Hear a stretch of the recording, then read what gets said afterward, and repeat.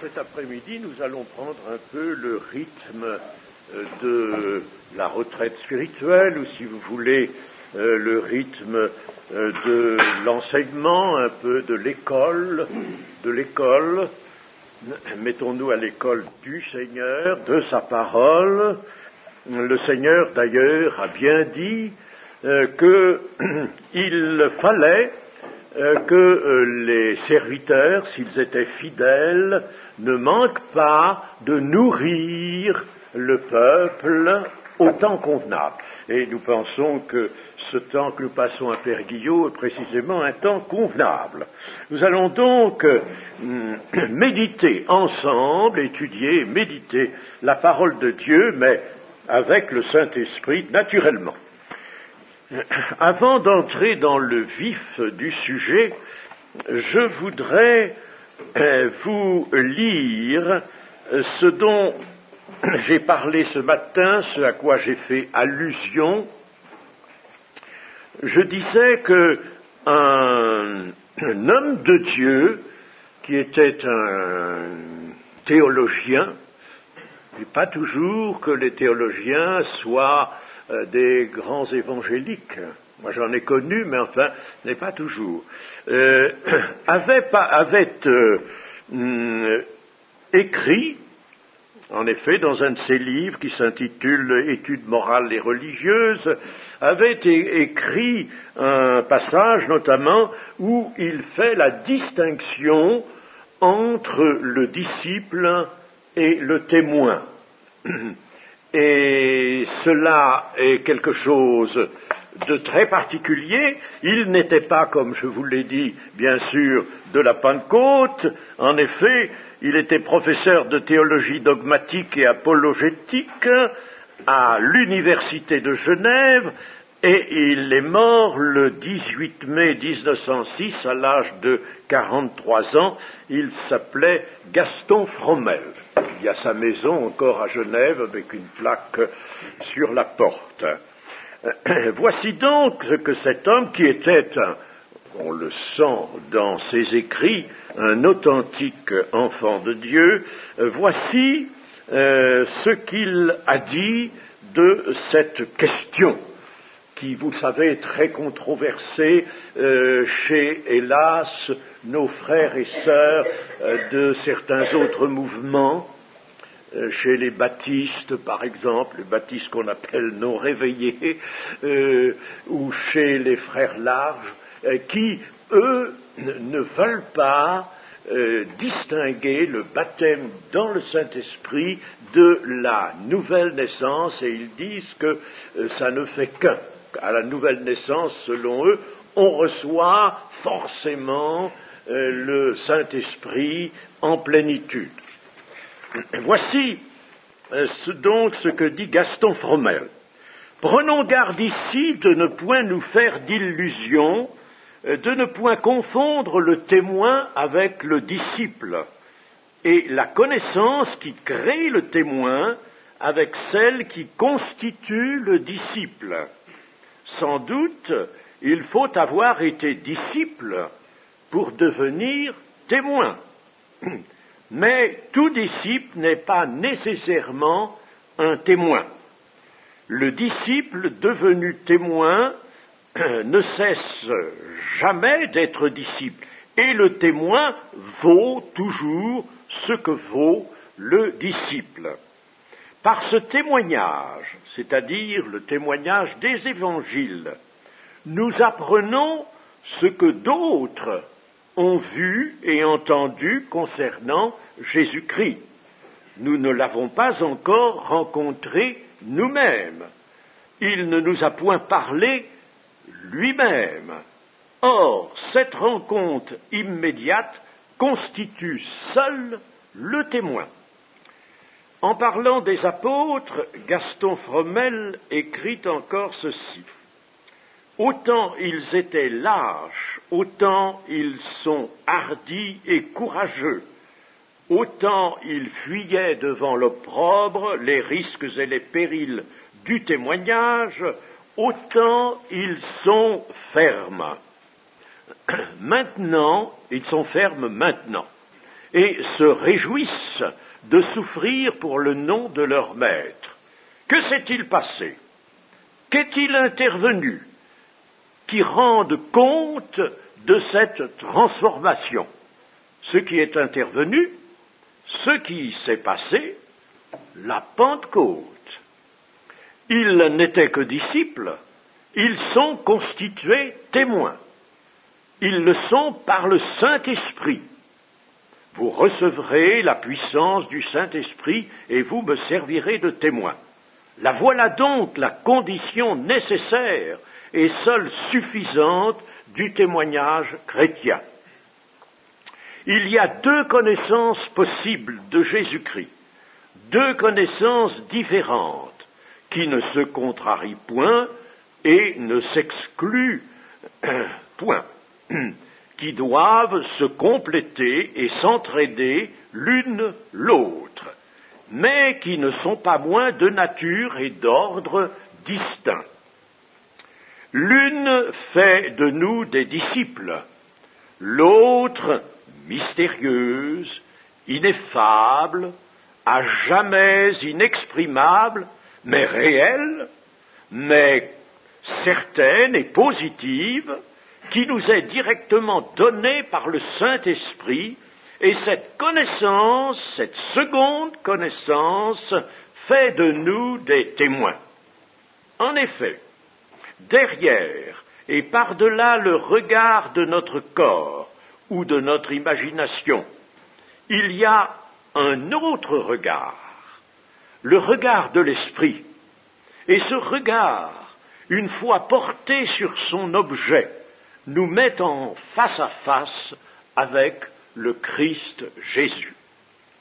Heure bénie et solennelle, où tous les intermédiaires tombent, où les distances s'effacent, où la présence de Jésus-Christ s'affirme pleine, réelle et bienheureuse, où Jésus-Christ parle, où Jésus-Christ se montre et devient comme visible à l'œil de notre foi, où les doutes s'évanouissent, où les problèmes se résolvent, où se prononcent les engagements décisifs, où se consomment les sacrifices, où se prennent les décisions irrévocables.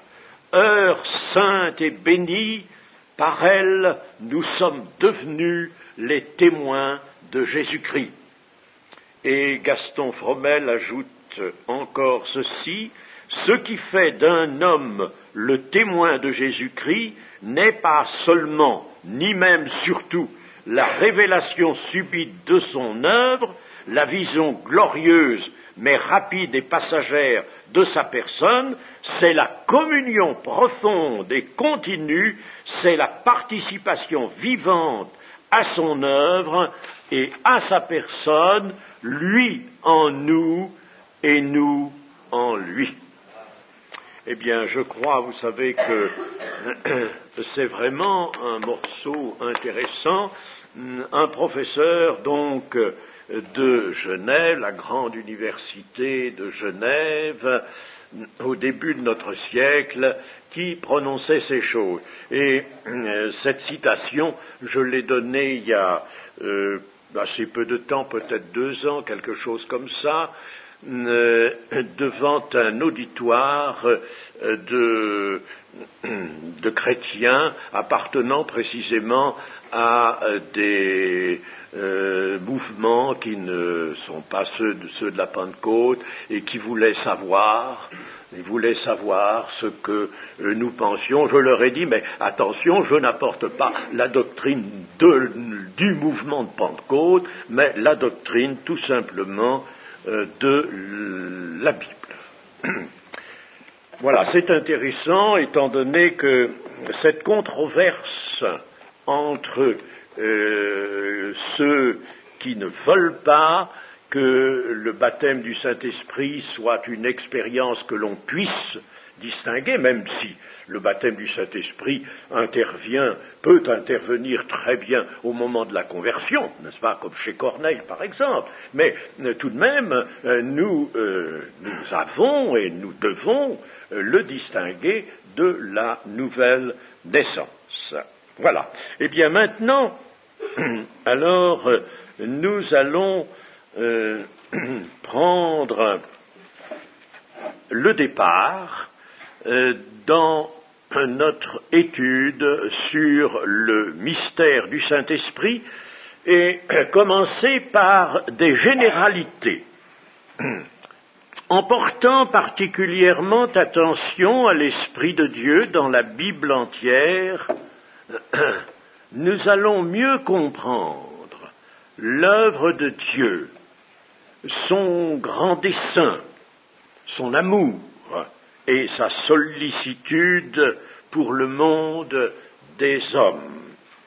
Je pense que même nous allons renforcer notre conviction. Allons renforcer, c'est toujours bon de la renforcer, notre conviction que la Bible est la vérité, que la parole de Dieu est la vérité. Cela devient une évidence, cela devient quelque chose de clair, quelque chose qui va de soi. C'est merveilleux. La Bible, le livre de Dieu, définissons-la comme une longue histoire, entièrement parcourue par un souffle immense. Et ce souffle est l'Esprit Saint. On le nomme souffle parce que ce terme est la traduction littérale du mot hébreu que j'ai déjà mentionné hier soir, le mot rouach. On peut prononcer rouach, enfin moi je le prononce rouach. En hébreu, il s'écrit avec 3 consonnes. Vous savez qu'il n'y a pas de voyelles en hébreu. Les voyelles ont été rajoutées plus tard par les massorètes. Les voyelles correspondent dans notre alphabet français à R, W, H. La roua. Et ce terme est largement employé par la Bible dans l'Ancien Testament. Je n'ai pas pu faire le décompte exactement, mais il est employé de très nombreuses fois. Alors il faut s'habituer à ce terme parce qu'il est vraiment particulier. Il y a certains termes dans les Écritures qui sont particuliers, comme par exemple dans le Nouveau Testament, l'agapé. L'agapé, c'est un terme qui est devenu vraiment biblique, qui appartient à la révélation. Agapé avec le verbe agapéo. Agapé, vous savez, c'est l'amour de l'esprit. Et ici, donc, nous sommes en présence de ce terme avec cette notion du souffle, la roua de Yahvé. La roua de Yahvé qui est traduite dans nos Bibles par l'Esprit de l'Éternel. La roua de Yahvé est le souffle, donc, ou l'Esprit de l'Éternel. Elle est la manifestation de Dieu lui-même. La manifestation de Dieu. Elle n'est pas une puissance que Dieu enverrait, sans doute le pourrait-il, mais ça ne peut pas se concilier avec ce que Dieu est et ce que Dieu a décidé.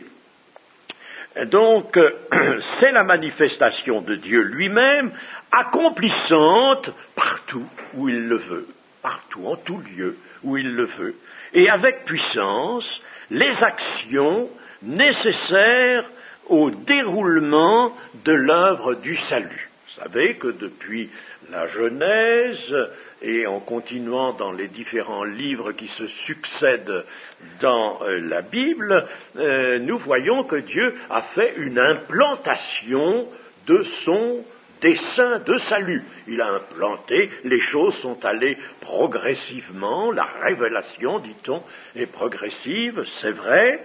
Dieu a implanté les actions nécessaires, il s'est servi des hommes.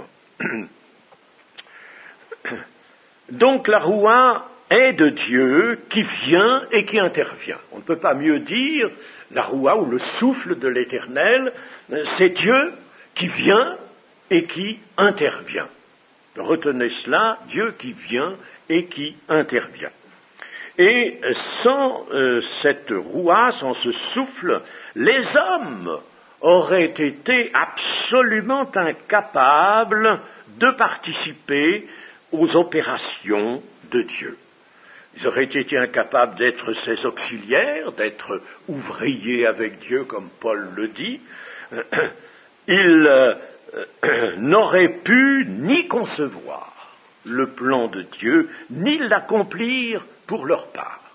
Et c'est ce qui aujourd'hui est encore manifeste, puisque nous avons toujours aujourd'hui le souffle de Dieu, ce n'est plus la roua, puisque nous avons quitté l'hébreu pour le grec, et c'est le pneuma, c'est la même chose, le pneuma, le souffle de Dieu, l'esprit de Dieu, et sans lui, eh bien, vraiment, les hommes sont absolument incapables de comprendre vraiment l'œuvre de Dieu, incapables, ils n'y comprennent rien. Et pour ma propre instruction, j'écoute quelquefois à la radio, quand l'occasion s'en présente, une émission qui a lieu vers 7h20 à peu près le soir, 19h20, il s'appelle Le téléphone sonne. Quand il s'agit de l'Église, et de temps en temps, il y a une émission comme cela sur l'Église, avec des représentants de l'Église catholique, quelquefois des représentants du protestantisme. Eh bien, c'est vraiment affligeant de voir que même les représentants, et pourtant il y en a qui, quelquefois, expriment des choses tout de même qui ont un certain intérêt, une certaine valeur, mais c'est affligeant de voir comme ils sont loin vraiment de la vérité révélée dans les Écritures. Il faut maintenant convenir d'une chose, c'est que l'homme, face à son destin éternel, face à son destin, l'homme tel qu'il est, l'homme de la chute, n'a aucune capacité ni force. Aucune capacité ni force.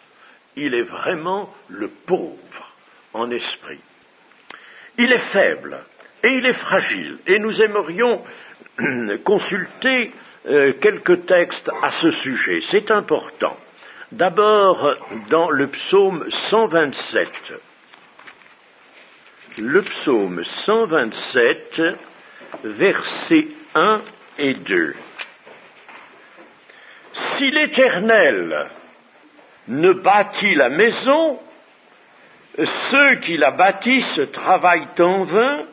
Si l'Éternel ne garde la ville, celui qui la garde veille en vain. En vain, vous levez-vous matin, vous couchez-vous tard, et mangez-vous le pain de douleur. Il en donne autant à ses bien-aimés pendant leur sommeil.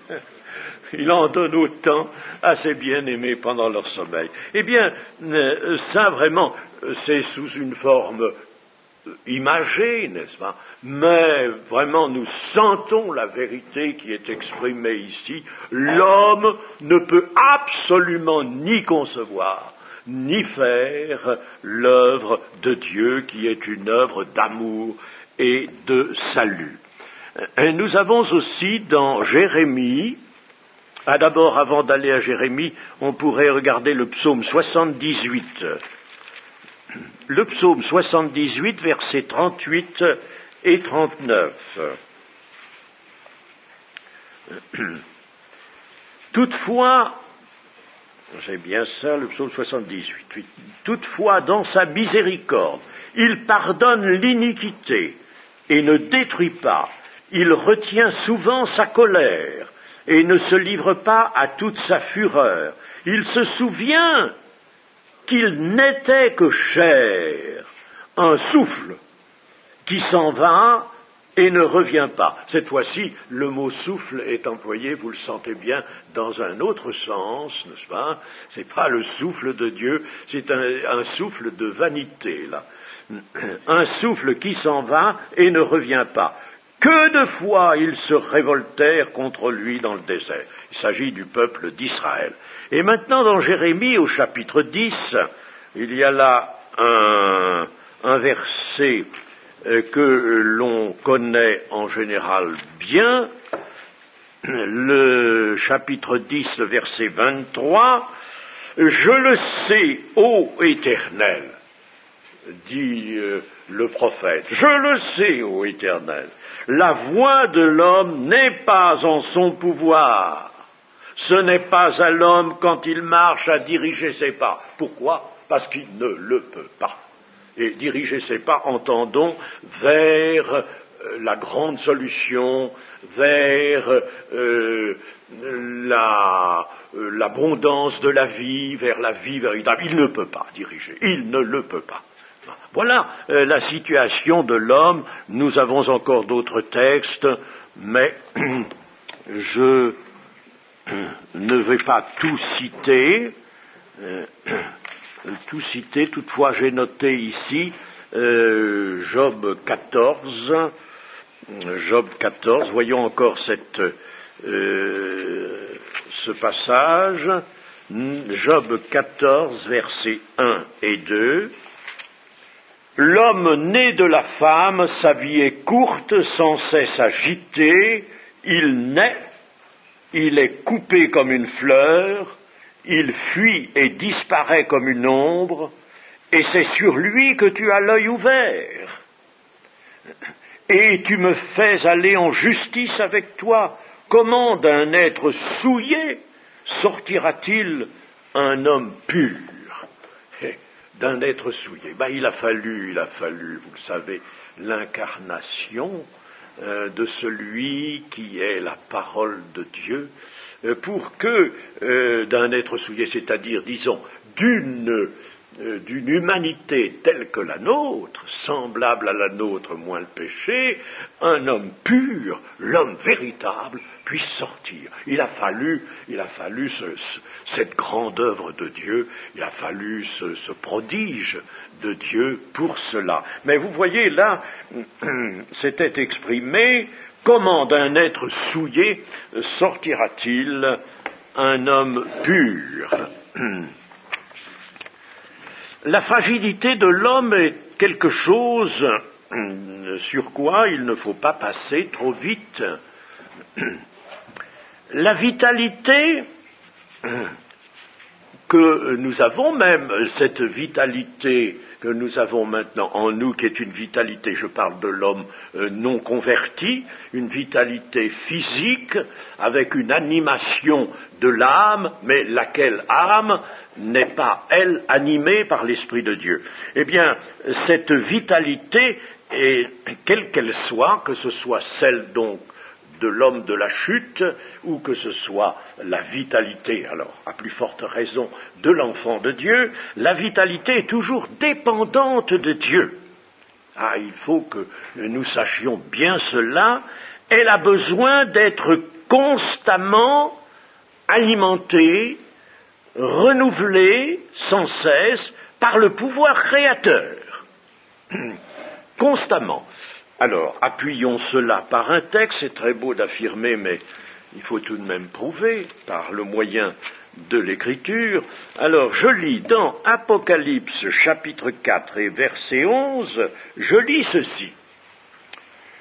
C'est une parole qui est due aux êtres vivants qui rendent gloire et honneur à celui qui est assis sur le trône et qui vit au siècle des siècles. Verset 11. Tu es digne, notre Seigneur et notre Dieu, de recevoir la gloire et l'honneur et la puissance, car tu as créé toutes choses, et c'est ta volonté qu'elles existent et qu'elles ont été créées. Voyez, attention, je le disais ce matin, la Bible est concise. concise. Pour nous, c'est quelquefois un écueil, une difficulté. Mais il nous suffit d'être bien prévenus. C'est par ta volonté qu'elles existent. C'est-à-dire que c'est la volonté de Dieu qui maintient en vie. Le psaume 104 nous dit au sujet des animaux que si Dieu retirait son souffle, et nous aurons l'occasion de parler de ce souffle qui est mentionné précisément là au psaume 104, si Dieu retirait son souffle, tout rentrerait dans la poussière, immédiatement. C'est-à-dire tout retournerait à l'état minéral. À l'état minéral.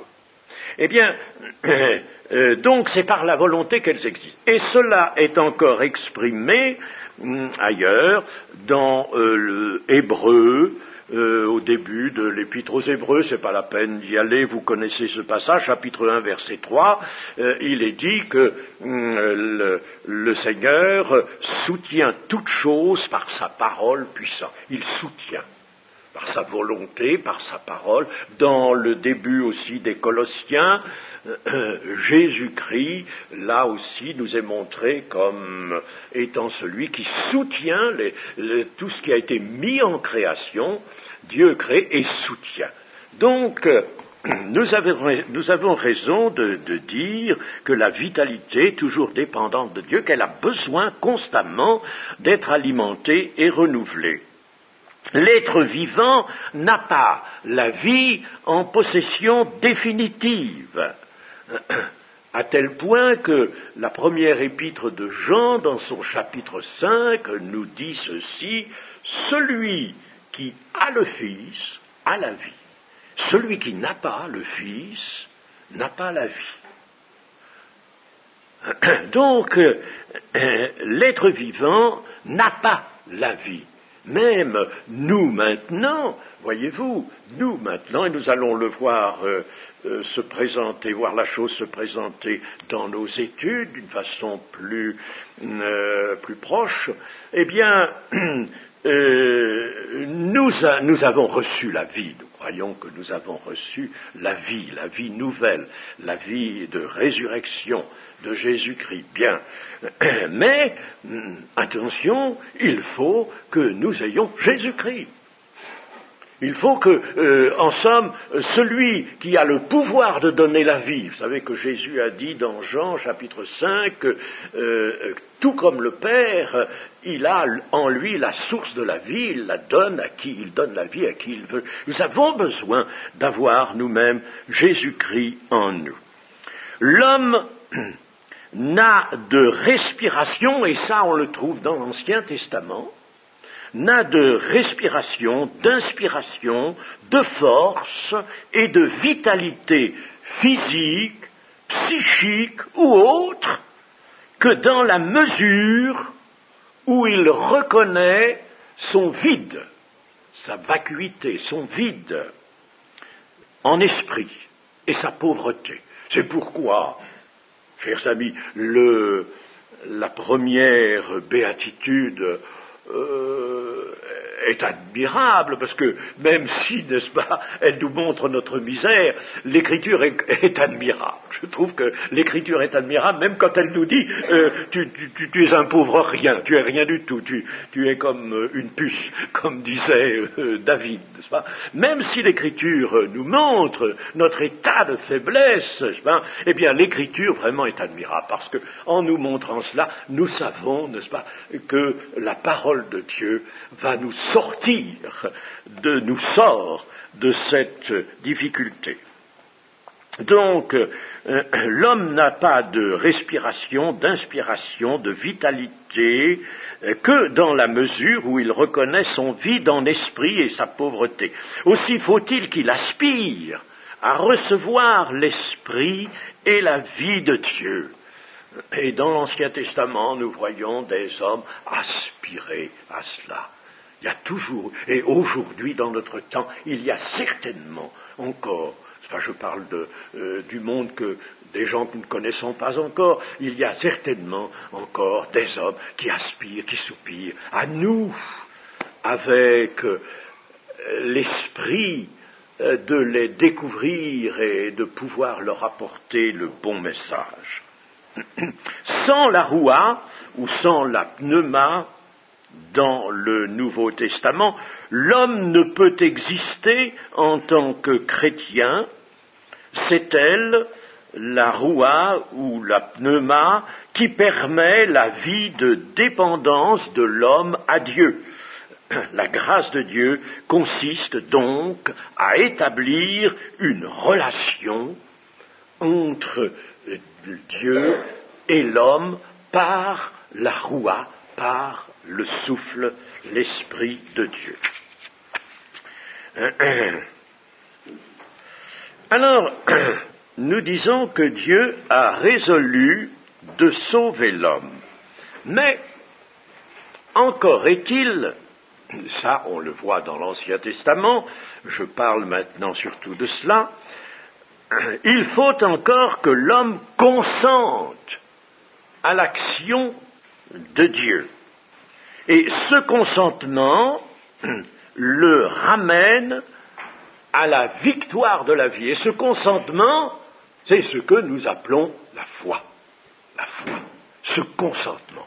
Un consentement, c'est pas un consentement simplement théorique, n'est-ce pas? C'est un consentement profond.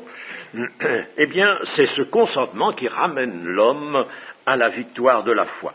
Dans le monde où nous sommes, rien ne se fait, je le disais ce matin, sans énergie et sans puissance, et l'énergie que l'on retire de la matière, aujourd'hui on retire de la matière beaucoup d'énergie, la fission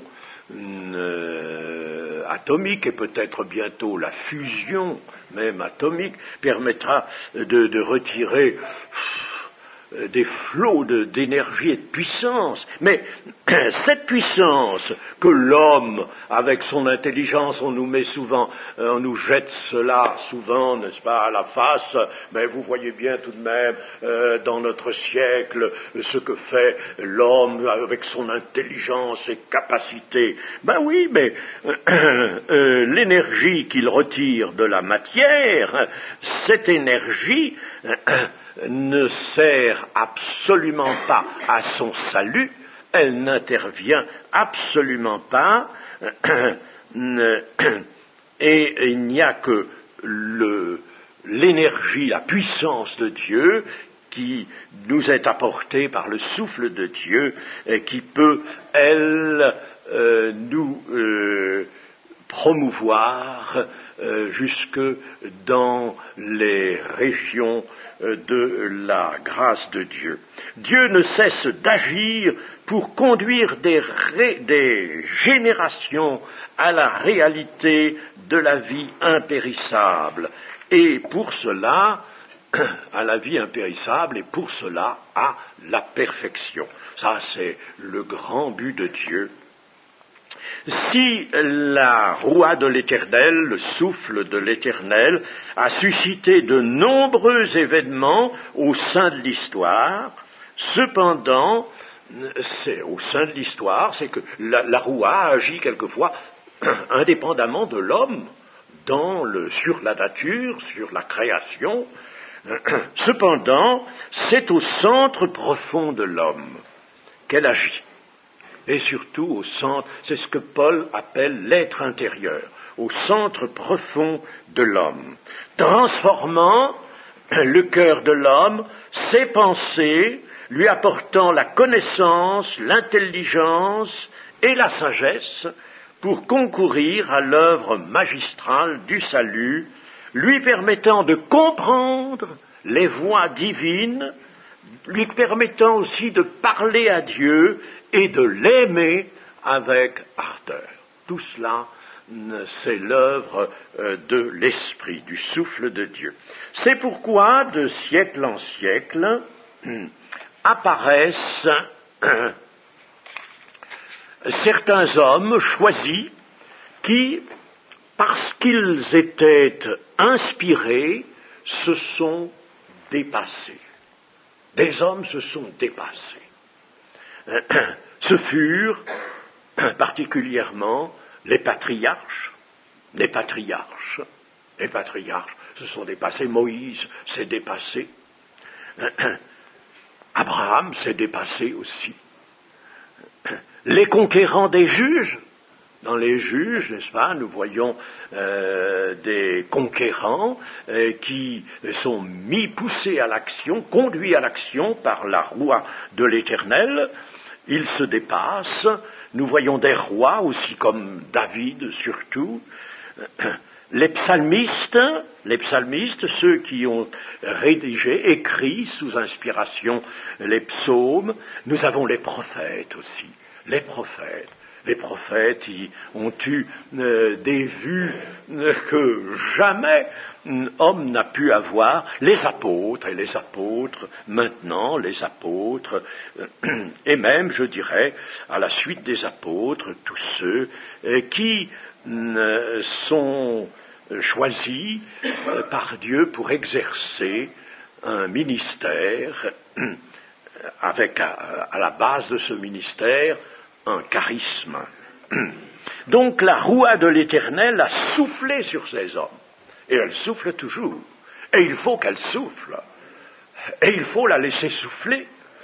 La roue de l'Éternel souffle sur ces hommes, comme parfois aussi sur le peuple lui-même, pour les entraîner dans des réalisations qui sont celles du dessein de Dieu, dessein que la science et l'amour de Dieu a conçu et qui se poursuit encore aujourd'hui. Voyons ce qu'est le souffle de l'Éternel. Roi, avons-nous dit, signifie souffle. Il est traduit aussi quelquefois par vent, le vent. Le vent, c'est surtout dans un sens propre, et le souffle essentiellement dans le sens plutôt figuré, qui est celui de l'esprit. Et ce terme désigne tantôt donc une réalité physique et matérielle, tantôt l'esprit même du Dieu créateur, inspirateur des prophètes, l'esprit agissant, tantôt aussi, troisièmement, on peut dire, l'esprit de l'homme, l'être intérieur de l'homme. Lui aussi est appelé roua, la roua de l'homme. Il y a la roue de l'homme, le souffle intérieur de l'homme. Nous y viendrons. Le souffle de Yahvé met en mouvement les actions de Dieu. Il est lui-même, ce souffle, il est l'action vivifiante qui permet au peuple d'Israël de respirer, de respirer parce que vous savez, il y a beaucoup d'aspects concrets dans l'Ancien Testament, mais ces aspects concrets n'en sont pas moins spirituels. Donc, il permet au peuple d'Israël de respirer, c'est-à-dire de vivre. Dans l'Ancien Testament, la respiration, c'est la vie, de respirer et de poursuivre son destin de peuple élu. En dépit de tout ce que nous lisons et qui peut bien sûr nous affliger lorsque nous voyons vraiment les abominations que ce peuple a pu commettre et comment il a pu s'éloigner de son Dieu, malgré cela, eh bien, la roue de l'Éternel lui a permis de poursuivre son destin de peuple élu, et ce destin a été poursuivi. La preuve, c'est que le Seigneur Jésus est né. Un enfant nous est donné, un enfant nous est né, un fils nous est donné. Le souffle de Yahvé met en mouvement donc les actions de Dieu. Il est l'action vivifiante qui permet au peuple d'Israël donc de poursuivre son destin. La roue de Dieu est Dieu. Ce n'est pas tellement la peine d'insister sur le fait que l'Esprit est une personne divine. On le fait souvent dans les cours. Bon, c'est bien. On peut se servir même de l'Écriture. L'Écriture par elle-même nous montre, le Seigneur Jésus parle lui-même du Consolateur, du Paraclet, le Paraclétos, le Consolateur, ou l'Esprit de vérité. Il en parle comme d'une personne, bien sûr. Mais il nous suffit de dire que la Roua de Dieu est Dieu. Dieu en relation agissante avec le peuple d'Israël. Et l'on rencontre ce mot dès la Genèse, l'Esprit de Dieu se mouvait au-dessus des eaux. C'est la roua, le souffle qui se mouvait. Le souffle de Dieu était là. Il allait entrer en action. Sur cette masse informe et vide, il était là. On le trouve en Genèse chapitre 8, verset 1, « Dieu fit passer un vent sur la terre et les eaux s'apaisèrent. » Pourtant, nous comprenons un vent tel que nous le connaissons maintenant, un vent qui vient, qui souffla, mais ce vent était pourtant la roua de l'Éternel. Ce n'était pas un vent ordinaire, c'était un vent qui, en somme, était produit directement par l'Esprit de l'Éternel. Dans Genèse chapitre 6, verset 3, « Mon esprit ne restera pas à toujours dans l'homme, car l'homme n'est que chair et ses jours seront de 120 ans. » Là encore, c'est le terme « roua ». Donc, ma roua ne restera pas toujours dans l'homme. Et cela nous amène à certaines réflexions, je ne veux pas m'y arrêter maintenant, mais des réflexions qui peuvent avoir leur utilité concernant ces hommes d'avant le déluge. Le Seigneur, là, dit « Mon esprit ne restera pas à toujours dans l'homme ». C'est donc que l'esprit était dans l'homme. Alors, jusqu'à quel point peut-on considérer la présence de son esprit dans les hommes de ce moment? Il y a, je vous dis, sujet à réflexion. Voici maintenant quelques autres emplois dans le livre d'Ésaïe, au chapitre 42, verset 5. « Ainsi parle Dieu, l'Éternel, qui a créé les cieux et les a déployés, qui a étendu la terre et ses productions, qui a donné la respiration à ceux qui la peuplent et le souffle à ceux qui y marchent. » Et dans tout ça, c'est la roua, le souffle de Dieu. Il faut noter deux choses. Il faut noter que la respiration, c'est la vie, le souffle vital. Par respiration, il y a aussi des termes hébreux, je ne veux pas vous compliquer les choses, et vous les citez, il y a le terme neshama, le terme nefesh, qui eux aussi signifient respiration, et surtout âme. Nefesh, c'est surtout l'âme. Il y aurait beaucoup de choses à dire concernant l'âme. On pose souvent des questions, mais seulement, vous savez, on ne peut pas répondre à une question sur l'âme, on ne peut pas répondre comme ça rapidement. Il faudrait répondre par une étude assez poussée tout de même. Dans l'âme humaine, il y a avant tout l'animation de la vie. Et il ne faut pas oublier que les animaux vivent aussi de par un souffle. Un souffle qui est en eux. Je citais tout à l'heure le psaume 104, tu leur retires le souffle et ils rentrent dans la poussière, les animaux. Et il en serait de l'homme aussi. Et à cet égard, nous pouvons dire que donc le souffle qui tient les animaux, cette forme de vie inférieure à l'homme, qui la maintient dans la vitalité, eh bien, on peut l'appeler l'âme, nefesh, l'âme. On peut l'appeler l'âme. En somme, les animaux, à cet égard, ont une âme.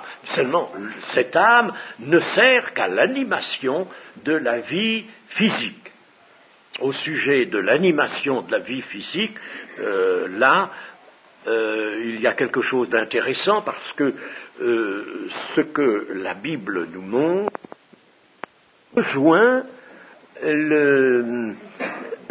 des notions scientifiques. Vous savez, beaucoup de scientifiques sont des gens qui se livrent malheureusement eux-mêmes à l'incrédulité, par orgueil, pour d'autres raisons aussi. Bon, mais il n'empêche que dans la science, il y a des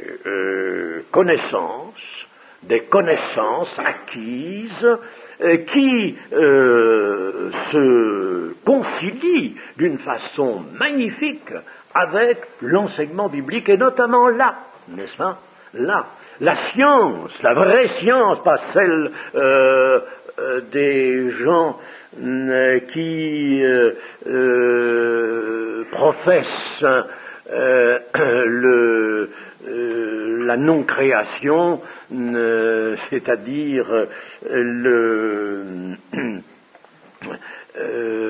si vous voulez, la vie, l'apparition de la vie par elle-même, n'est-ce pas, par suite de circonstances heureuses. Non, mais disons que la vraie connaissance scientifique nous montre que la vie physique est sous l'empire d'une animation qui est, elle, immatérielle. Et cette animation immatérielle, correspond bien au souffle de l'Éternel.